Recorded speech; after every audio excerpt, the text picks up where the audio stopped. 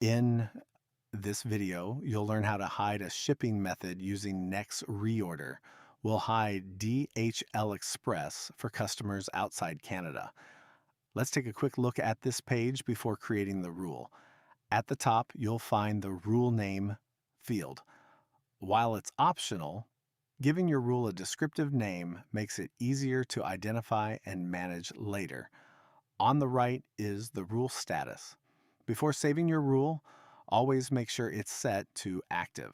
Next is the shipping methods section. Here, you can either search for a shipping method using the search bar and press enter to select it, or simply choose one from your store's shipping methods displayed below. For this example, I'll select DHL Express.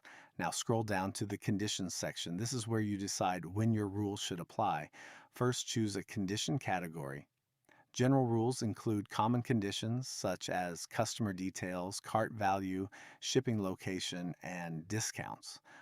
Product-based rules let you create rules based on products, collections, or items in the cart. Advanced and custom rules provide additional options such as cart attributes, address details, and custom checkout fields. You'll also see the condition match type. Choose all conditions pass when every condition must be true before the rule is applied. Choose any condition pass when the rule should apply if at least one condition matches. For this example, we'll keep all conditions pass selected. Now click Add Condition. Select Shipping Country. Choose the operator is not one of, then select Canada.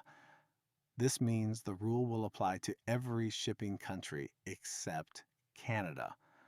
Finally, make sure the rule status is active and click Save. Let's test the rule.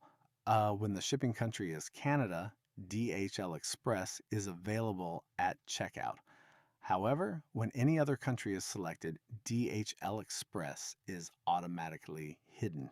And that's it. You've successfully hidden a shipping method based on the customer's shipping country using Nex Reorder.